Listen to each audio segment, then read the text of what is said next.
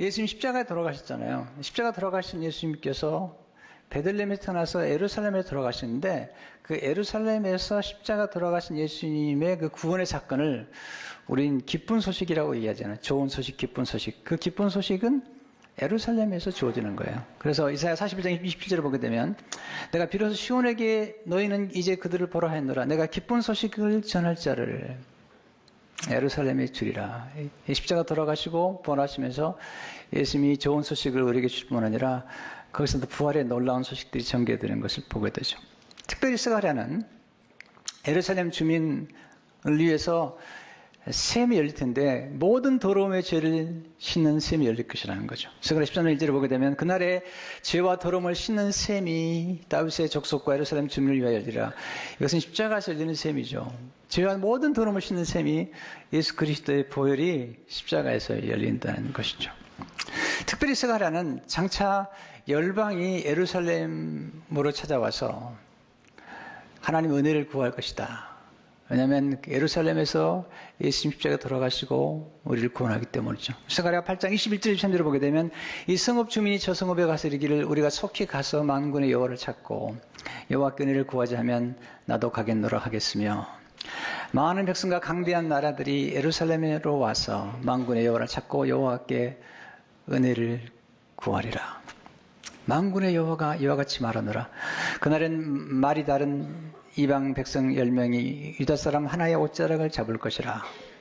곧 잡고 말하기를 하나님이 너희와 함께 하심을 들었나니 우리가 너희와 함께 가리하노라 하리라 하시니라.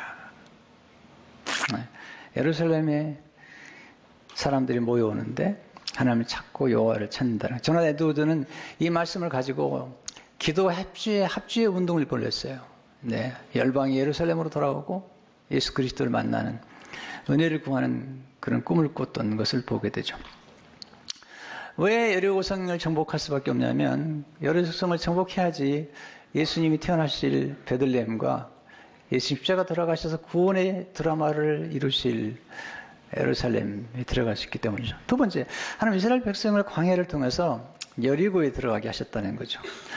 홍해와 요단강 사이에 그 여리고성 상해에 40년 동안에 하나님 이스라엘 민족의 믿음을 키우는 것이 광야죠. 광야. 처음부터 이스라엘 민족이 이렇게 그 여리고성을 무너뜨릴 만한 믿음이 아니었거든요. 그때 하나님께서 그들을 40년 동안 광야에서 훈련시키세요. 40년 동안 훈련시키고 교육시키면서 이스라엘 민족이 큰 나라 민족으로 그리고 큰 믿음을 가진 민족으로 변화되기 시작하죠. 하나님은 왜 이스라엘 민족을 그 거친 곳에 보냈을까요? 그래야만이 그들이 성장하기 때문이죠. 신명기 8장 15절을 보게 되면 너를 인도하여 그 광대하고 위험한 광야. 하나님의 이 광야를 위험한 광야다. 신명기 30장 10절을 보니까 여호와께서 그를 황무지에서 짐승이 부르는 광야에서 만나시 고위하시며 보호하시며 자기 눈동하는 자가 지키셨도다. 하나님은 그 황무지에서 이스라엘 백성들을 시험하시고 훈련시키시고 연단시켰다는 거죠. 신명기 8장 2절을 보니까 내 하나님 여호와께서 이 40년 동안에 내게 광야의 길을 걷게 하신 것을 기억하라. 너를 낮추시며 겸손하게 하시고요. 너를 시험하사 내 마음이 어떠한지 그 명령을 지키는지 지키지 않는지를 알려 하심이라. 그리고 그 40년 동안 이스라엘 민족을 하나님께서 교육하셔서 그들의 지혜와 지식이 있는 큰 나라로 만들었어요. 교육이 참 중요하잖아요. 히브리 민족을 교육시켰던 사람이 모세고요. 그 모세가 광야 학교를 만들었던 거죠. 신명기 4장 1절을 보니까 너는 지켜 행하라. 이것이 여러 민족 앞에서 너희의 지혜요 너희의 지식이라. 그들이 모든 규례를 듣고 이르기를 이 큰 나라 사람은 과연 지혜와 지식이 있는 백성이로다 하리라. 이 땅이 크다고 큰 나라라고 하지 않잖아요. 네. 이스라엘 민족들은 소수였지만 그들이 교육을 받음으로 지혜와 지식이 큰 백성이 된 거죠. 근데 성경은 이런 광야 학교를 통해서 믿음이 컸을 뿐만 아니라 하나님께서 모세를 통해서 광야 교회를 세웠다는 거죠. 여러분, 교회를 세우신 분은 예수님이세요. 교회란 단어가 구약에서는 나오지 않아요. 예수님이 마태복음 16장에서 처음 교회란 말을 사용하세요. 근데 놀라운 사실은 스데반이 영감을 받아서 구약 이스라엘 전체 역사를 기록하는 중에 예수님이 세우고 싶어 하셨던 교회가 이미 있었는데 그것은 광야 교회였다는 거죠. 그 교회를 주도했던 사람이 장차 오실 예수님의 모형이었던 모세였다는 거죠. 그래서 사도행전 7장 37절 38절을 보면 이스라엘 자손에 대하여 하나님이 너희 형제 가운데서 나와 같은 선지자를 세우려 하던 자가 곧 이 모세라. 신의 사상을 말하던 그 천사와 우리 조상들과 함께 광야 교회에 있었고 또 살아있는 말씀을 받아 우리에게 주던 자가 이 사람이라. 광야 교회에서 하나님의 말씀을 전했던 사람이 모세고 모세가 증거했던 분이 누구냐면 장차 오실 선지자 예수 그리스도라는 거죠. 여기서 모세가 증거했던 하나님이 너희 형제 가운데 나와 같은 선지자를 보내실 거라고 얘기했던 그 말씀은 신명기 18장 15절의 말씀인데 장차 오실 선지자, 능하신 선지자, 그 선지자를 증거했던 사람이 모세고 그 선지자는 누가복음 24장에 보게 되면 바로 예수 그리스도라고 얘기하는 거죠. 그러니까 지금 이 여리고성에 들어가기까지 하나님이 키우셨던 광야에서 모세는 그리스도를 증거했고 이스라엘 백성들은 광야 교회에서 하나님의 말씀을 받았고 그걸 성장했다는 거죠. 그 광야 교회가 이제 가나안 땅에 들어가는 첫 관문인 여리고성을 지금 들어가고 있다는 거죠. 세 번째, 하나님은 순종하는 믿음으로 여리고성을 무너뜨리게 하셨다는 거죠. 이스라엘 백성들이 제일 필요했던 건 순종하는 믿음인데 히브리 10장 30절을 보게 되면 믿음으로 7일 동안 여리고를 도니 성이 무너졌으며 하나님께서 이스라엘 백성들을 여리고성을 정복할 때 이상한 방법을 사용하세요. 여리고성이 굉장히 견고하고 그리고 굉장히 큰 성입니다. 근데 그 성을 7일 동안 도라는 거예요. 6일 동안 하루에 한 바퀴씩 돌아. 마지막 7일째는 7바퀴를 돌고 곧 13바퀴를 다 돈 다음에 양각 나팔을 제사장들이 길게 불면 침묵했다가 소리를 질러서 여리고성이 무너질 것이다. 여호수아 6장 3절에 보면 너희 모든 군사는 그 성을 둘러 성 주위를 매일 한 번씩 돌되 6일 동안을 그리하라. 4절을 보게 되면 제사장 7은 7 양각 나팔을 잡고 언약궤 앞에서 나갈 것이요 7째 날에는 그 성을 7번 돌며 그 제사장들의 나팔을 불 것이며 제사장들이 양각 나팔을 길게 불어 그 나팔 소리가 너에게 들릴 때는 백성은 다 큰 소리를 외쳐 부를 것이라. 그리하면 그 성벽이 무너져 내리리니 백성은 각기 앞으로 올라갈지니라 하시며. 와. 근데 이 여리고성은 굉장히 견고하고요. 이 외곽에 성벽이 있을 뿐 아니라 또 그 성벽 안에 또 성벽이 있어가지고 내 성벽과 위에 성벽이 있는 크고 견고해서 이스라엘 백성이 40년 전에 정탐꾼들이 가나안 땅을 정탐했을 때 그들이 받았던 인상을 표현하는데 민수기 13장 18절을 보게 되면 그러나 그 땅 거주민은 강하고 성읍은 견고하고 심이 클 뿐 아니라 거기서 안악자손을 보았으며 안악자손은 거인을 얘기합니다. 자이언트. 성읍이 얼마나 견고하고 힘이 큰지 이 사실을 모세는 신명기 1장 28절에서 그 성읍들은 크고 성곽은 하늘에 닿았으며 그 묘사가 좀 과장한 것 같지만 그만큼 그 여리고성과 그 가나안 땅의 성곽이 크다는 거죠. 특별히 라합이 그 정탐꾼들을 숨겨준 다음에 여리고성에 살았던 라합이 정탐꾼을 숨겨줄 때 그들을 탈출시킬 때 보니까 라합의 집이 성벽 위에 있습니다. 여호수아 2장 15절에 보니까 라합이 그들을 창문에서 줄로 달아내리니 그의 집이 성벽 위에 있으므로 그가 성벽 위에 거주하였습니다. 그러니까 이 가나안이 성벽 위에 있었고 여리고성이 굉장히 견고했다는 것을 보죠. 근데 어떻게 이 성이 무너졌는지 도대체 이스라엘 백성의 믿음은 어떤 믿음이었고 우리가 배워야 될 이스라엘 믿음은 어떤 걸까? 첫째로 하나님의 말씀에 온전히 순종하는 믿음이 여리고성을 무너뜨렸다는 거죠. 여리고성을 무너뜨리려면 6일 동안 한 바퀴씩 돌아야 되고요. 마지막 날에 7바퀴를 돌아서 13바퀴를 돌아야 됩니다. 그러니까 하나님의 말씀에 온전히 순종한다는 것은 13바퀴를 다 돌아야 된다는 거죠. 한 바퀴 돌 때만 해도 무너지지 않았습니다. 완전히 순종의 양을 채웠을 때, 이게 참 신앙생활 하든지 순종의 양이든 또 헌신의 양이든 기도의 양이든 양을 채우는 게 중요한 것 같아요. 네. 엘리야가 갈멜산상에서 비를 내려달라고 기도하잖아요. 6번 기도할 때까지는 구름이 나타나잖아요. 7번째 기도할 때 구름이 나타나잖아요. 나만 장군이 요단강에 들어갔다 나오면 7번 들어갔다 나오면 나을 거라고 하는 엘리사의 말씀, 곧 하나님의 말씀이죠. 근데 6번째 들어갔다 나올 때까지만 해도 병이 낫지 않아요. 7번째 내려갔다 나올 때 그 살이 휘어져 어린아이의 살처럼 치유되었다는 거죠. 우리가 어떤 일을 할 때 정말 끝까지 순종하느냐, 이 끈기가 필요하잖아요. 12번이 아니라 13번째까지 순종, 온전한 순종, 이게 참 축복이 되죠. 하나님의 말씀 우리가 이제 따라 산다는 것은 그만큼 중요하다는 거죠. 마지막까지 순종하는, 죽기까지 순종해보는 거. 이게 이제 우리 삶 가운데 가장 중요한 건데, 어렵지만 결과는 놀라운 거거든요. 우리가 양을 채운다는 것은. 두 번째, 목표물에 집중하는 믿음이 여리고성을 무너뜨린 거죠.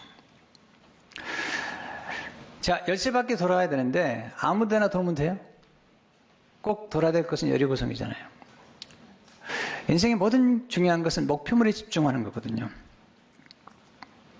생각보다 우리는 목표물에 집중하거나 자신이 무엇을 해야 되는데 집중하는 데에 우리가 놓칠 때가 있거든요. 우리에게는 하나님이 우리에게 주신 본업이라는 게 있는 거예요. 네, 축구하는 사람들은 축구를 잘할 때 멋있는 거죠. 야구를 하는 사람은 야구를 잘할 때 멋있는 거죠. 네, 이게 각자 나름대로의 업이 있는 거죠. 사업하는 분들은 사업을 잘하는 게 업이죠. 목회자는 목회를, 진실된 목회를 해야 되겠죠. 내가 목회는 잘못하고 당구를 잘해가지고 천을 친다. 이러면 복잡해지잖아요. 네.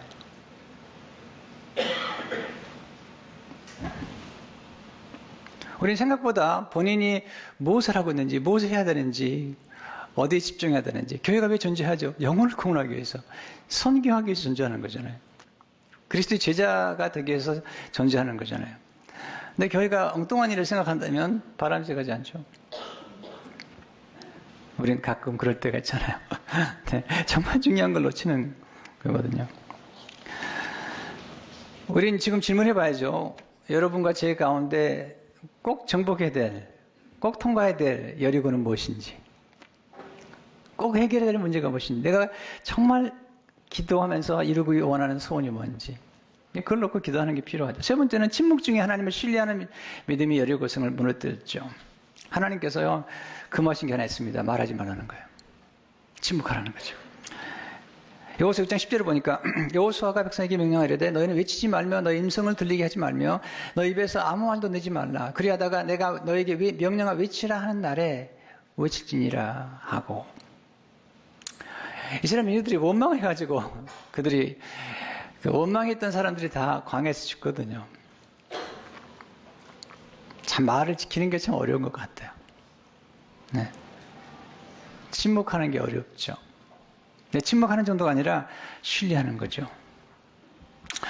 여러분, 원망하는 게 전념이 빠르겠어요? 아니면 감사하는 게 전념이 빠르겠어요? 네, 원망이 빠릅니다. 네, 부정적인 말들이 훨씬 빨리 전념이 되거든요. 하나님이 그걸 아시기 때문에 그들을 이제는 원망하는 민족에서 감사하는 민족으로 변화시키고 또 그들을 하여금 침묵 가운데서 하나님을 신뢰할 수 있는 민족으로 성장시킨 것이죠. 여러분 간단하잖아요. 생각해 보세요. 쭉 수많은 사람들이 지금 군사들이 돌잖아요. 돌다가 어떤 한 사람이 문득 이틀째 3일째 지난 다음에 이게 말이 돼? 이 돈다고 무너져? 생각했어요. 생각하고 얘기를 못하다가 4일째 5일째 되는 날 얘기하는 거 툭 치면서 야 이게 돈다고 이게 무너지냐? 이게 돌다가 돌겠다 야. 이러면 복잡해지는 거예요. 이게 금방 전파가 되거든요. 긍정적인 메시지는 빨리 전달되지 않지만 부정적인 메시지는 빨리 전달이 되는 거잖아요. 이거 어떻게 돌겠어요? 10시밖에 돌아다니는데. 하나님께서 좀 잠잠하라는 거예요. 신뢰하라는 거죠. 이사야 30장 15절을 보게 되면 주 여호와 이스라엘의 거룩하신 이가 이같이 말씀하시되 너희가 돌이켜 조용히 있어야 구원을 얻을 것이요 잠잠하고 신뢰하여야 힘을 얻을 것이거늘. 잠잠하고 신뢰하는 그 믿음이 정말 중요하거든요. 네 번째, 연합하는 믿음이 여리고성을 무너뜨린 거죠. 연합하는 믿음이. 믿음은 숯불 같은 거예요. 여러분 떨어져 있으면 식어버려요. 교회도요, 한 주 정도 빠진 건 모르지만 2주, 3주, 4주 빠지면요 점점 믿음이 식어요. 숯불은 같이 함께 있을 때 더 활활 타오르는 것처럼 믿음이라는 공동체 안에서 연합할 때 더 강렬해지는 거죠. 우리 알잖아요. 하나님은 연합하는 기도를 좋아하시고 또 2-3사람이 내 이름으로 모인 곳에 내가 함께 하겠다 말씀하셨거든요. 왜 공동체가 필요할까요? 왜 셀이 필요할까요? 왜 성경 공부가 필요할까요? 이런 그룹 공동체 안에서 함께 만났을 때 더 뜨거운 그런 믿음의 불이 붙는 거예요. 때로 침묵하고 혼자 기도할 때도 필요하지만 우리 주님은 12명의 공동체 안에서 또 초대교회 공동체 안에서 우리를 키우신다는 사실 잊지 말아야 되죠. 교회가 간단합니다. 연합하면 반드시 부흥합니다. 뭐 가정도 회사도 마찬가지예요. 연합하고 하나가 되면 그 유니티를 형성하게 되면 축복은 유지될 뿐만 아니라 축복이 익스팬드 되는 거, 확장이 되는 거거든요. 네 번째, 5번째, 하나님의 때를 따라 순종하는 믿음이 여리고성을 무너뜨렸죠. 그들이 외쳐야 되는데 반드시 7번째 날, 7번째 바퀴를 돌았을 때. 여호수아 6장 10절을 보니까 7번째 제사장들이 나팔을 불 때 여호수아가 백성에게 이르되 외치라 여호와께서 너에게 이 성을 주셨느니라. 네, 7번째. 어떤 경우 나왔죠? 20절, 20절을 보니까 이 백성을 외치고 제사장들은 나팔을 불매 백성이 나팔 소리를 들을 때 크게 소리질러 외치니 성벽이 무너져 내린지라. 백성이 각기 앞으로 나아가 그 성에 들어가서 그 성을 점령하고 그 성 안에 있는 모든 것을 온전히 바치되 남녀노소와 소와 양과 나귀를 칼날로 멸하니라. 때가 참 중요합니다. 모든 건 타이밍입니다. 정확한 타이밍을 맞출 때 모든 역사가 나타나는 거거든요. 마지막 날 7바퀴를 돌았을 때 바로 그때 이게 지금 중요하거든요. 하나님의 뜻도 중요하지만 하나님의 뜻을 아는 사람 가운데 이 하나님의 때를 분별하지 못한 분들이 많으세요.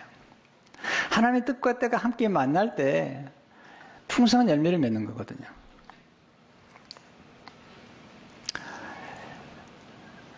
여러분이 어떤 기도 제목이 있다 그러면 이 여리고성처럼 서클을 한번 그려보세요.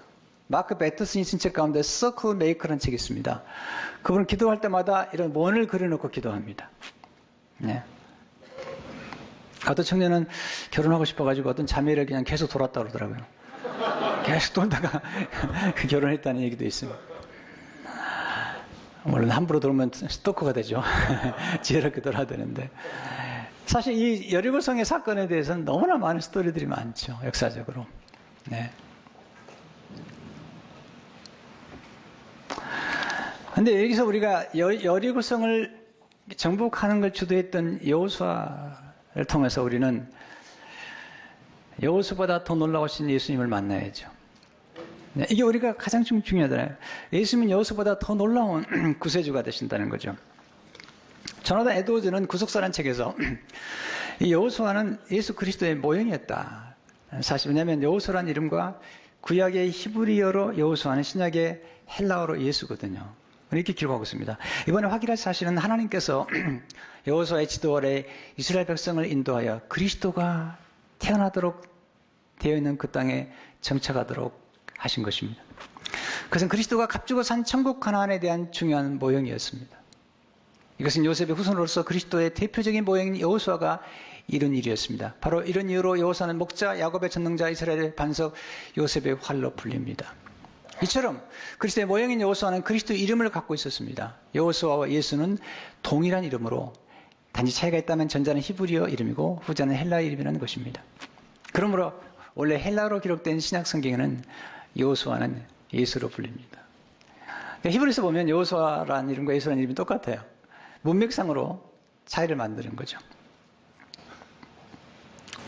근데 신약성에 보게 되면 여호수아가 예수님의 모형이긴 하지만 여호수아는 예수님과 비교할 수 있는 존재가 아니에요. 예수님이 진짜 하나님의 구원으로 오셨다는 거죠. 여호수아는 가나안 땅을 정복하면서 거인들을 정복했습니다. 근데 그가 정복하지 못한 게 있습니다. 예수님만이 정복할 수 있는 게 있습니다. 우리 인간에서 가장 정복하기 어려운 거인이 하나 있는데 그것은 죄입니다. 죄와 사망과 마귀죠. 이걸 정복한 분 예수님밖에 없어요. 여호수아는 정복하지 못했어요.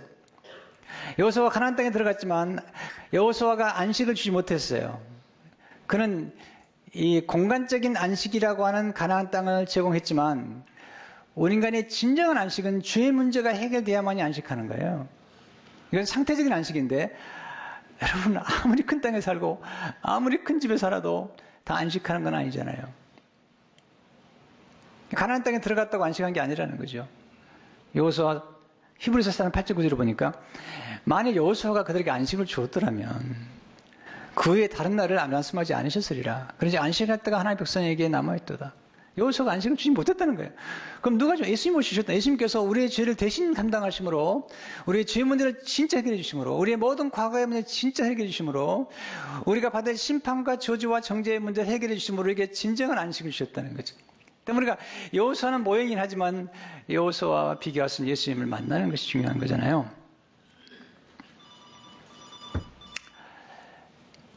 여호수아가 눈에 보이는 땅을 주었다면 이 땅에 그 땅에 오래가지 않잖아요. 근데 예수님은 하늘의 예루살렘, 하늘의 시온성을 주셨다는 거예요. 하늘의 기업을 주셨다. 여호수아가 땅의 기업을 주었다면 우리 예수님은 하늘의 기업을 주셨다. 히브리 12장 20절을 보니까 그러나 너희가 이룬 것은 시온산과 살아계신 하나님의 도성인 하늘의 예루살렘과 천만천사. 와, 하늘의 도성 예루살렘을 우리에게 주셨다는 거죠. 여호수아는 여리고성을 정복하고요, 저주를 선포합니다. 무섭죠. 저주를 선포했으니까요. 여호수아 10절을 보면 여호수아가 그때 맹세하게 하여 이르되 누구든지 일어나서 이 여리고성을 건축하는 자는 여호와 앞에서 저주를 받을 것이라.